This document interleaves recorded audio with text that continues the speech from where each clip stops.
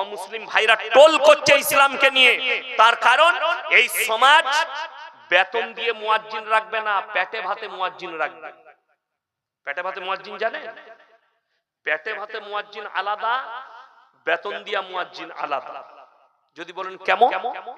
চাচা আর কাজ করতে পারে না মাঠে, নামাজ পড়ে 5 ওয়াক্ত। চাচা তুমি তো কিছুই পারো না, তা তুমি মসজিদে থাকবে, আমরা তোমাকে সকালে নাস্তা, দুপুরে ভাত আর রাতে ভাত খাবা, মাসে 100 টাকা খরচা দেবো, তুমি খালি 5 ওয়াক্ত আজান দেবে। চাচা দেখলে নাই মামা থেকে কানা মামা অনেক ভালো, এমনি মাঠে যেতে পারি না, তো এই কাজটাই ভালো, খেতে তো পাবো। সেই চাচা আজান দিচ্ছে, আল্লাহু আকবার, যা বুঝে করো। পাড়ায় অমুসলিম ভাইরা বলছে এরা কি করছে, কি চেঁচাচ্ছে।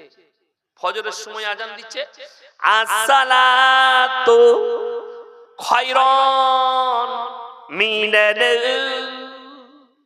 যার নাম খয়রন সে উঠে পড়ছে, আমাকে কি ডাকছিল? বিশ্বাস করুন, আজান শুনেলেন। আর বেতনের পয়সার ইমামের, বেতনের মুয়াজ্জিনের আজান শুনেলেন। আপনি জিজ্ঞেস করলেন ইয়াসিন সাহেব একটা ভালো হাফেজকে পাঠান, মুয়াজ্জিন রাখবো, 7,000 বেতন দেবো, খাওয়া দাওয়া দেবো। তার আজানটা শুনলে অনেকজন দাঁড়িয়ে আজান শুনবে। আল্লাহু আকবার, আল্লাহু আকবার। এই আজানটা ভালো লাগলো না ওই চাচারটা? কথা বলে না এই আজান, আসসালাতু খায়রুম মিনান নাওম। দুটো আজানের মধ্যে পার্থক্য করবেন। অশুদ্ধ আজান, বর্বরতার মতো আজান, যেটা শরীয়ত বিরোধী আজান, আপনি বিনা পয়সায় বইছে বলে রেখে দিয়েছেন। বড় কষ্ট লাগে। একজন বেটার বিয়ে দিলে 4 বার চেক করে না করে না, গ্রামে খোঁজ নেয়, পাড়ায় খোঁজ নেয়, যে ছেলেটা কেমন, দেখো তো ওর পরিবারটা কেমন। 4 বার খোঁজ নিচ্ছে, বেটা বিটির বিয়ে দিবে বলে ছেলের পরিবার, ছেলের বংশ পরিচয় নিচ্ছে। আর তুমি মসজিদে যার দ্বারা আজান শুনে মানুষ ঘুম থেকে ফজরে উঠবে, তার মধুর্য আওয়াজ শুনে উঠবে, তার আজানটা শুদ্ধ কিনা তুমি একবার পরীক্ষা করে দেখবে না? পেটে ভাতে রাখবে, দুঃখ লাগে। ওই জন্য আমার বন্ধুগণ, ইসলামটাকে ইসলামের মতো করে নেন। মন চাই জিন্দগির নাম ইসলাম নয়, রব চাই জিন্দগির নাম ইসলাম। আপনি সব সময় ভেবে নেবেন আপনার জিন্দগির মতো চলাটার নাম ইসলাম নয়। আমি প্রথমেই বললাম যে আপনার আদর্শ হবে রাসূল সাল্লাল্লাহু আলাইহি সাল্লামের আদর্শ, আপনার চলাফেরা হবে আল্লাহ যেটা নিষেধ করেছে সেই জায়গায় যাওয়া যাবে না। আজকে একটা মুসলমান সুদ কি করে খেতে পারে? আমার আল্লাহ নিষেধ করেছে হারাম জানার পরে। আর আমি চ্যালেঞ্জ দিয়ে বলে গেলাম, কাল থেকেই আপনার সমাজে সুদ বন্ধ হয়ে যাবে, কাল থেকে লটারি বন্ধ হবে, কাল থেকে হারাম কাজ বন্ধ হয়ে যাবে। মসজিদের সেক্রেটারি যদি মসজিদে দাঁড়িয়ে এলান করে, গ্রামের এবং যুবকরা যদি উদ্যোগ নেয় যে গ্রামে যে লোকটা সুদের কারবার করবে না, সে ইমামের সঙ্গে সম্পর্ক থাকবে না, তার মসজিদে খাবার দিতে পারবে না, তার কোনো টাকা মাদ্রাসা মসজিদে নেওয়া হবে, কাল কি সুদ ছাড়তে বাধ্য হবে। যদি খালি বলে দেন যে লোকটা যৌতুক নিবে বেটার বিয়েতে, তার বিয়েতে কেউ আমরা যাব না এবং ইমাম তার নিকাহ পড়াবেন, বড় কষ্ট লাগে। মধ্যপ্রদেশ, ইন্দোর, মধ্যপ্রদেশের নাম শুনেছেন না শুনেন? সেই মধ্যপ্রদেশে দেওবন্দি, বেরেলি, আহলে হাদিস যত তবকার মৌলবি আছে এক কাছে বসে মিটিং করেছে। কি মিটিং? যে আমরা নিয়ত করে নি যে মুসলমান বিয়েতে গান বাজনা করবে, বিয়েতে হারাম কাজ করবে, বিয়েতে পণ রাখবে, যৌতুক নিবে, তার বিবাহ কোন মৌলবি পড়াবে না। সব মাল জব্দ হয়ে গেছে, পণ বন্ধ হয়ে গেছে, গান বাজনা হারাম কাজ বন্ধ হয়ে গেছে, সুন্নত তরিকায় বিয়ে হচ্ছে। কেন জানে? আলেমদের, আমাদের এখানে ইয়াসিন সাহেব পড়াবে না তো কি হয়েছে?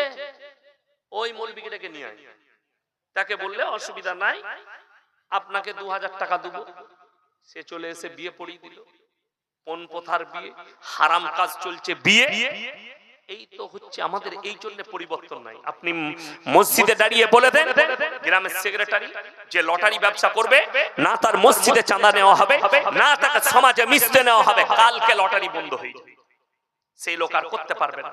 এত হালাল ব্যবসা থাকতে আপনাকে হারাম ব্যবসা করতে হবে? আপনি কার উপরে ভরসা করছেন? বেঈমান কাফেররা কামিয়াবি লাভ করেছে। আজকে দেখুন গ্রামে গ্রামে পাড়ায় পাড়ায় জলসা হচ্ছে না হয়নি?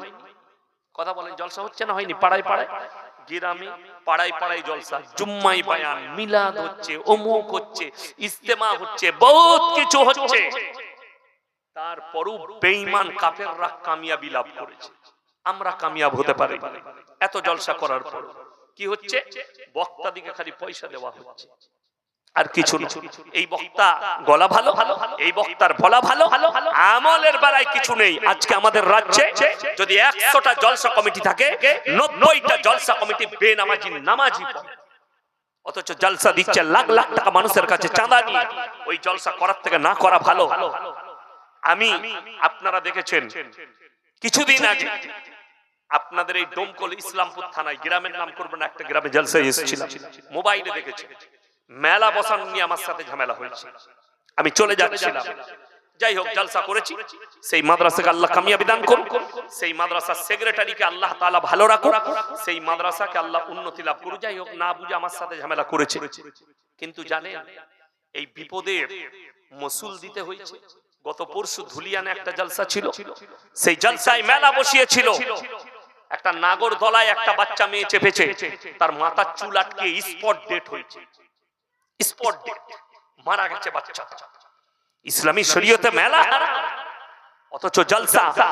যে মসজিদ ওয়ালা, যে মাদ্রাসা ওয়ালারা জলসা করবে আর বলবে মেলা না দিলে জলসা হবে না, ওই মাদ্রাসা রাকাত থেকে তালা মেরে দেওয়া অনেক উত্তম। ওই মসজিদ না রাখাই ভালো। যে মসজিদের কমিটি মনে করবে মেলা বসিয়ে টাকা তুলে মসজিদ চালাতে হবে, ওই জলসা করে লাভ নেই, ওই মসজিদ তালা মেরে দেওয়া দরকার। আমার মতো মৌলবীকে দাওয়াত দিবেন, প্রয়োজন নেই। আপনার দাওয়াতের ভুখাই আছে নয়, আমি আপনার দাওয়াতের ভুখা নয়, মাথায় রাখবেন। শরীয়ত আজকে শেষ হলো আমাদের কারণে।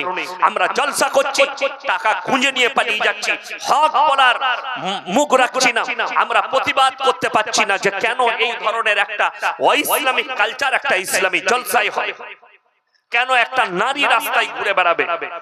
আজ থেকে 6-7 বছর আগে আমি এক জায়গায় জলসায় গিয়েছিলাম। জায়গাটার নাম হচ্ছে ধানবাদ জেলা, থানার নাম চন্দন কিয়ারি। আমার বাড়ি থেকে 200 কিলোমিটার রাস্তা পশ্চিমে ঝাড়খণ্ড পড়ছে, বিহার আর ঝাড়খণ্ডের বর্ডার। গ্রামটার নাম নডিহা। গ্রামে গিয়ে আমি আশ্চর্য হয়ে গেলাম। বিকেল 4টায় ঢুকেছি, রাত 2টোর সময় বের হয়েছে গ্রাম থেকে। কিন্তু আশ্চর্য ঘটনা কি জানেন? যখন ওই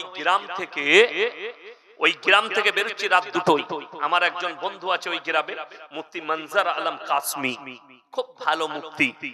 আমি বললাম ভাই मुझे तो अजीब लगा इस गांव में। बोले क्या अजीब लगा? मतलब पूरा, मैं तो असर से रात 2 बजे तक एक 10 साल का लड़की को भी मैंने रास्ते में नहीं देखा। একটা 10 বছরের বাচ্চা মেয়েকেও রাস্তায় আমি দেখতে পাই, ঘুরতেও দেখিনি। দোকান তো অনেক দূরের কথা, রাস্তায় ঘুরতেও দেখিনি। আমি বললাম এত সুন্দর মহল আপনাদের এখানে কেন? কি বললো জানেন? বললে এখানে যারা নেতৃত্ব দেয়, এখানের পরিবেশের নেতৃত্ব যারা আছে তারা হচ্ছে আলেমরা। ওই গ্রামে 1000-এর বেশি আলেম হাফেজ আছে, তারা দেয়। ইমাম নেতৃত্ব দেয়, আলেমরা নেতৃত্ব দেয়। আজকে আপনি ভেবে দেখুন, আপনি কাকে নেতৃত্ব দিতে দিয়েছেন গ্রামের পরিবেশে? সরকার যাকে নেতা করেছে সে নেতা ঠিকই আছে, কোন অন্যায় অপরাধ হলে বিচার করবে। কিন্তু শিক্ষিত যুবক, আলেম উলামা যদি গ্রামে থাকে, তারা পরিবেশের নেতৃত্ব দিবে। এই গ্রামের পরিবেশ যেন নষ্ট না হয়, নোংরা না হয়, একটা মেয়ে যেন বেপর্দা না হয়, গ্রামের মহিলারা যেন বেপর্দা ভাবে ওই ইসলামিক কালচারে চলাফেরা না। আজকে আপনাদেরকে দুঃখ লাগছে না যে মুসলমান নামাজ পড়ে না, অথচ শুয়োরের মতো খাচ্ছে 2 বেলা 3 বেলা বাড়িতে বসে? কবরে গিয়ে আল্লাহকে কি জবাব দেবে? আপনি কি জবাব দিবেন? আপনি কি মনে করছেন আপনার বিবি নামাজ পড়ে না? যারা বাপ বসে আছেন তারা শুনে যান। আপনি মনে করছেন আমার বলার দরকার নেই, আমার বেটা নামাজ পড়বে না, সে জবাব দিবেন না। তোমার 10 বছর বয়স হলে তোমার বাচ্চার জন্য নামাজ ফরজ, তাকে দাওয়াত দাও। তোমার মেয়ের বয়স হয়েছে 10 বছর, তার জন্য পর্দা ফরজ, নামাজ ফরজ হয়ে গেছে, তাদেরকে দাওয়াত দাও নামাজের। 7 বছর বয়স থেকে নামাজের তাকিদ দেন। আজকে দুঃখ লাগা, একটা বাপ তার মেয়ের বয়স 13 বছর, একটা মা তার বেটার বয়স 15 বছর, রাত্রিতে ফজরের সময় নামাজে উঠাবে না কেন? আমার বাচ্চার ঘুমের ডিস্টার্ব হবে। এই তো 15 বছর বয়স, এই তো 13 বছর বয়স। এর থেকে বড় দুশ্মন ওই সন্তানদের জন্য পৃথিবীতে কেউ নেই। যে মা বাপ বাচ্চার ঘুমের ডিস্টার্বের জন্য ফজরের সময় একবার মাদ্রাসায় চলে আসে, কচি কচি বাচ্চারা ফজরের সময় শিক্ষকরা তুলে দেয়, নামাজের পেছনের কাতারে দাঁড়িয়ে তারা ঘুমায়। ঠিক বললাম না ভুল বললাম?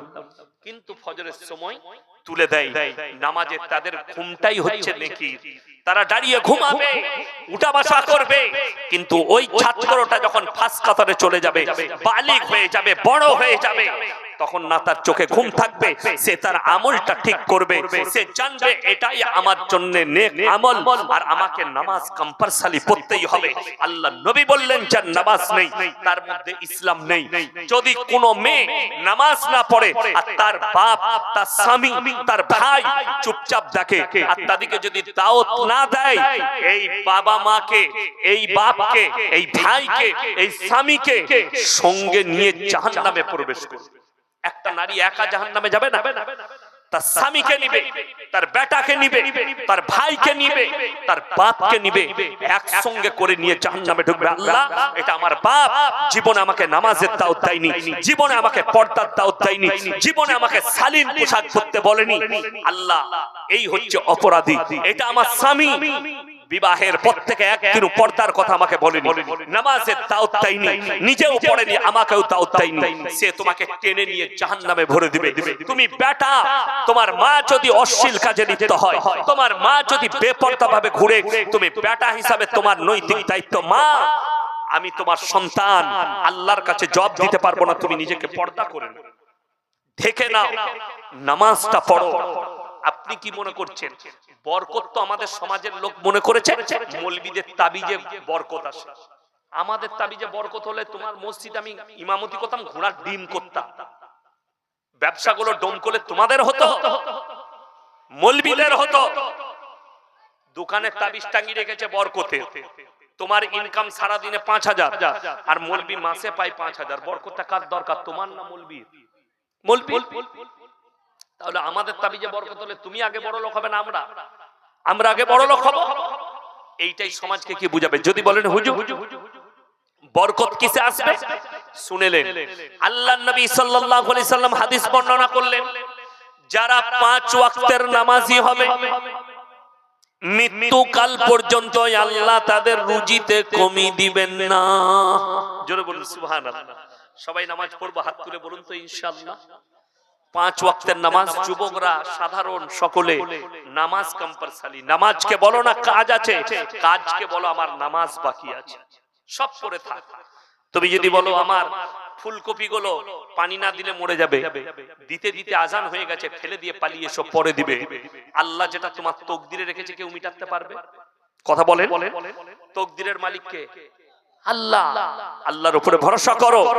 নামাজকে বলো না কাজ আছে, কাজকে বলো আমার নামাজ বাকি আছে। নামাজটা আগে আদায় করে নাও, আল্লাহ বরকত দেবে। আল্লাহর রাস্তায় দিনের পথে যে থাকবে, রাসূলের হাদিস, মৃত্যুকাল পর্যন্ত আল্লাহ ইজ্জতের রুজি দান করবেন। জোরে বলুন সুবহানাল্লাহ। আমাদের কি মৌলবীদের ওয়াকাত আছে? আমি আছি, আব্বার মাদ্রাসায় পড়াই, শিক্ষক, গরিব মানুষ আমরা, কোন রকম চলে মৌলবীদের। কিন্তু বিশ্বাস করুন, আপনারা নিচেই না আমি নিচেই? কথা বলে না? আপনারা নিচেই না আমি নিচেই? আপনারা নিচেই, আল্লাহ আমাকে উপরে বস করিয়েছে। একটা কোটিপতি যদি মারা যায়, দমকলের একজন কোটিপতি লোক, তার জানাজার নামাজটা কে পড়াবে? এমএলএ এমপিরা তো না, মৌলবী 5000-এর মৌলবী। তাহলে তোমার কোটিপতি হওয়া আর আল্লাহর সম্মান দেওয়া দুটোর মধ্যে আসমান আর জমিনের ফারাক আছে। যাকে তুমি 5000 ইমামতি করতে দাও, সে নিকাহ পড়ালে তবে একটা কোটিপতির বিয়ে হবে। ঠিক বললাম না ভুল বললাম? কোটিপতির ছেলের বিয়ে পড়াচ্ছে 5000 মৌলবি। তাইলে হাদিস কত সত্য বুঝতে পেরেছে? আল্লাহর নবী বললেন, যারা আল্লাহর রাস্তায় দ্বীনের পথে থাকবেন, আল্লাহ মৃত্যুকাল পর্যন্ত ইজ্জতের রুজি দান করবেন। আমার এক বন্ধু আমাকে দাওয়াত দিলেন, বিয়ে পড়াতে হবে। আমি বললাম আমি প্যান্ডেলে খাই না, এবং মসজিদের ভেতরে নিকাহ পড়াবো। বললে হুজুর ঠিক আছে। মসজিদের ভেতরে নিকাহ পড়ালাম, বাড়ির ভেতরে দাস্তারখান করে তার ঘরে জামাইকেও ভাত দেয়নি। তার ঘরে জামাইকে বলেছে প্যান্ডেলে খাও, কিন্তু খালি ইয়াসিন সাহেব আর ইয়াসিন সাহেবের ড্রাইভার পালঙ্গের ভেতরে, ঘরের ভেতরে আলাদা ভাবে খাওয়া, আলাদা ভাবে বেরিয়ে পালিয়ে গেলাম। আল্লাহর তরফ থেকে ইজ্জত আল্লাহ দান করে, আর যারা দ্বীনের রাস্তায় আল্লাহর রাস্তায় থাকবে আল্লাহ ইজ্জতের রুজি দেবে। জোরে বলুন সুবহানাল্লাহ। আপনি হকের উপরে থাকুন, দ্বীনের উপরে প্রতিষ্ঠিত হন, নামাজ পড়ুন, আল্লাহ আপনাকে রুজি দিবে। রুজি মানে কি? হালাল রুজি মানে জানেন? রুজি মানে খাসির মাংস খাওয়া লয়। আচ্ছা, মুকেশ আম্বানি পৃথিবীর বড় লোক না বড় লোক নয়? জিও কোম্পানির মালিক, সে প্রত্যেকদিন সোনার মুরগি খাইতো।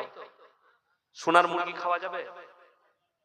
ঘোড়ার ডিম ওকে আলমারিতে রাখতে হবে, ওটা খাওয়া যায় না। দেখা যায়, সাজিয়ে রাখা যায়। তুমি যে মুরগির মাংস খাচ্ছ সেও সেটা খায়। তার প্লেটটার দাম 10 লাখ টাকা, তোমারটার দাম 10 টাকা, এতটুকু ফারাক। ঠিক কি না? দমকলে যে সব থেকে বড় লোক, সে গরুর মাংস দিয়ে ভাত খাচ্ছে ডাইনিং টেবিলে, তার ডাইনিং টেবিলের দাম 10 লাখ। আর তোমার বাড়িতে তুমি চাটাইয়ের উপরে বসে খাচ্ছ, মাংসটা আলাদা না একই, খালি জায়গাটা আলাদা।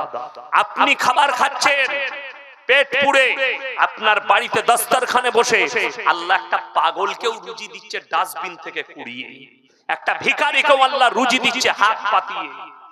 তাহলে রুজির মালিক সকলে বলুন কে? আল্লাহ। আর যারা বলছেন আমি ইনকাম করি, আমি নয়, আল্লাহ কি করে হলো? তাদেরকে বলছি সকালবেলায় ডোমকল বাজারে চলে যাবে, খালি দেখে দিবে 100টা বড় লোক আন্ডার প্যান্ট পরে হাঁটছে। কি হয়েছে? 600 গায়কার র। ডাক্তারে বলেছে 3.5 কিলোমিটার হাঁটবি, না হলে মরে যাবি। খেতে পাই না, পুরা রুটি খায়, বিনা চিনি চা খায়, করেলা ভাজি খায় রাতের বেলা। আর আপনি গরিব মানুষ, মাঠে খাটেন। আল্লাহ বলেছে যা জুটবে সেটাই খাবে।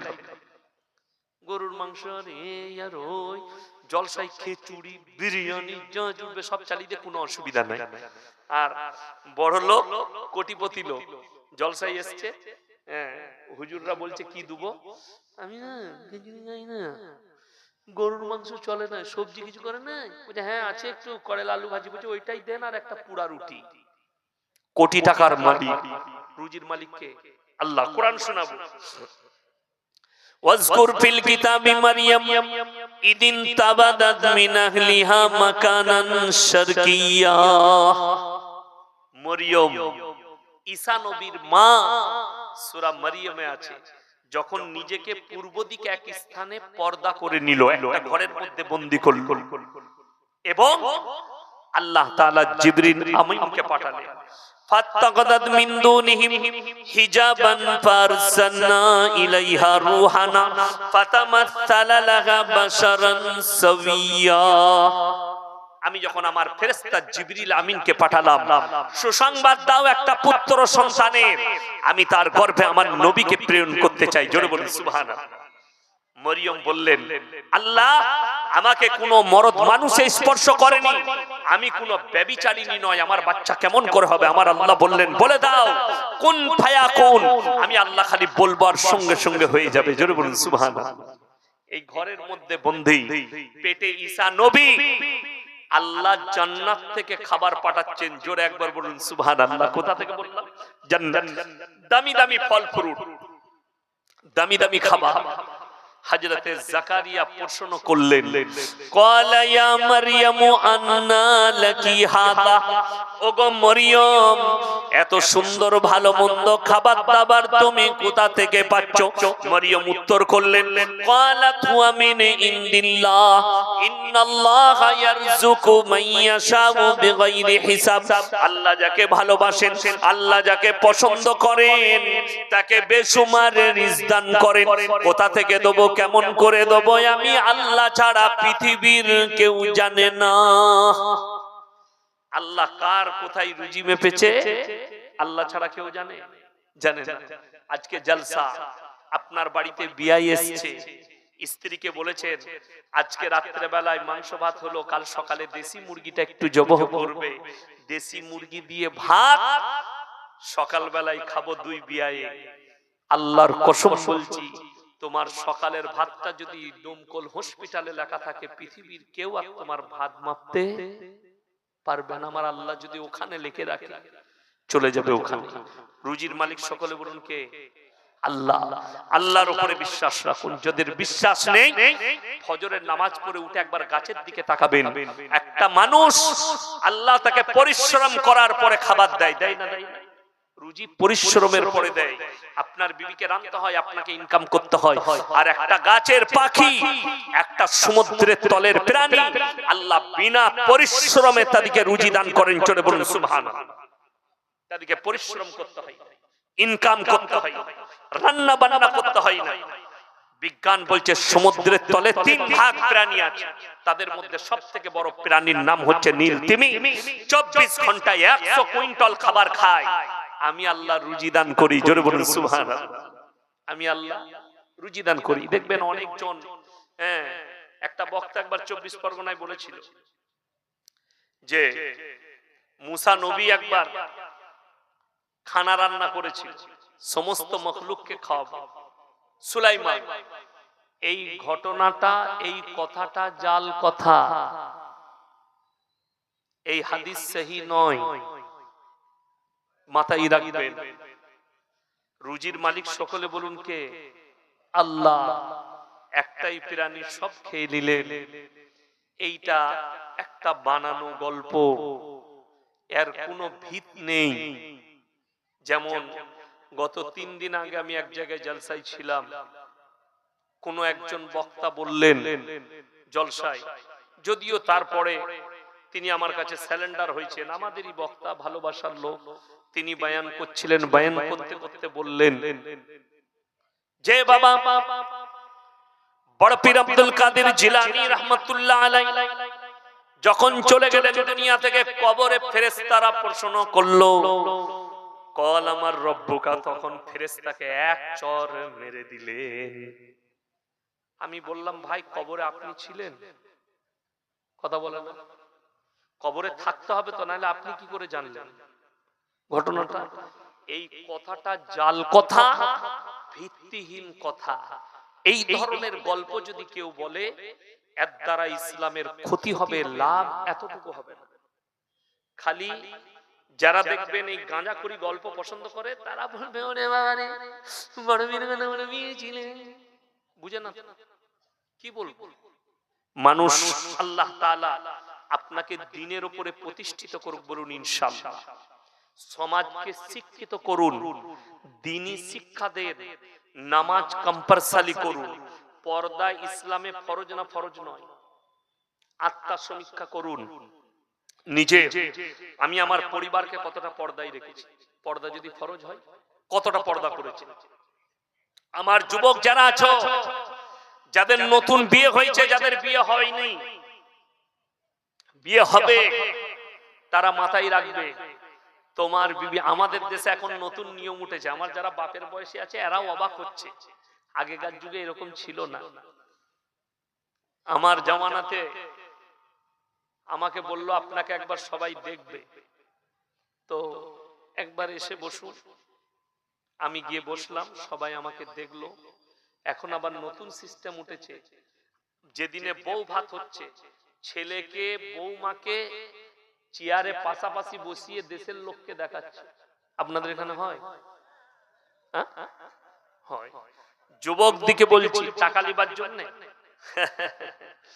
যাই হোক, খুশি করে আপনি বউকে দিতে পারেন, বউকে হাতে, সেটা মেয়েরা দিবে। যুবক দিকে বলছি, যে তোমার অর্ধাঙ্গিনী হবে তাকে তুমি ছাড়া পৃথিবীর কেউ দেখার অধিকার রাখে না। মেয়েরা তিনটে কারণ ছাড়া বাড়ির বাইরে যেতে পাবে না। কটা বললাম? তিনটে। নাম্বার 1, শরীর যদি অসুস্থ হয় পর্দার সহিত ডাক্তারের কাছে যাবে। নাম্বার 2, কাছের আত্মীয় মারা গেলে, কোথাকার আত্মীয় বললাম? কাছের নিকটতম আত্মীয় মারা গেলে পর্দার সহিত যেতে পাবে। আমাদের দেশে মরা বাড়িতে ভিড় কার বেশি? মেয়েদের। বললি দোষ। যাই কেন? কেন যাই? মাংস ভাত খেতে। আমি বললি খারাপ মলবি। দুঃখটা ওইটাই। দেখুন, মায়ের দিকে বলছি, আপনাদিকে বলছি, দুঃখ ইসলামে আছে, কিন্তু হাদিসে নবীজি দুঃখর পরিস্থিতিটাও এবং দিকটাও বলে দিয়েছেন। জোরে বলুন সুবহানাল্লাহ। যে একটা মুসলমান, একটা ইমানদার কিভাবে দুঃখ পালন করবে, একজন মুমিনা মেয়ে দুঃখ পালন কি করে করবে। সে যেন বুকু না চাপড়ায়, না যেন চিল্লিয়ে কাঁদে, যা যেন মুখ চিবড়ায়, না যেন কাপড় ছিঁড়ে। এখন গেল, এই মাস 6 আগে বর্ধমানে একটা মার্ডার হয়েছিল। আপনারা দেখেছেন মোবাইলে। মিডিয়াওয়ালারা এসে তাদের বাড়ির মহিলাকে জিজ্ঞেস করছে, কি করে, কিসের জন্য মারলে? বলছে জানি না মাগো, 5 জন ছিল মাগো, কুচি কুচি করে কেটে দিলে মাগো। শুনেননি আপনারা মোবাইলে? ভাইরাল হয়েছে, ডিজে হয়েছে, গান হয়েছে। এতে ইসলামের লাভ হয়েছে না ক্ষতি হয়েছে? ক্ষতি। যেহেতু এটা তো শরীয়তি নয়, এইভাবে কান্না। আপনি বলুন, এই মিডিয়া থেকে দেখে অমুসলিমরা দেখে করবে কি বলবে? মুসলমানরা এইভাবে কাঁদে, এইভাবে দুঃখ পালন করে, কিন্তু সে ভাইরা তো জানে না যে এটা শরীয়ত নয়। শরীয়ত হচ্ছে আপনি কাঁদবেন, আল্লাহ আমার আব্বা চলে গেছে, আল্লাহ তুমি তাকে সবরে জমিল দান করো। আল্লাহ আমার মা চলে গেছে, আল্লাহ সবরে জমিল দান করো। আমার বন্ধুগণ, আমার ভাই, আপনাদিকে অনুরোধ করে বলছি, যারা এখানে বসে আছেন, মহিলাদিকে পর্দায় আনবো। সকলে জোরে বলুন ইনশাআল্লাহ।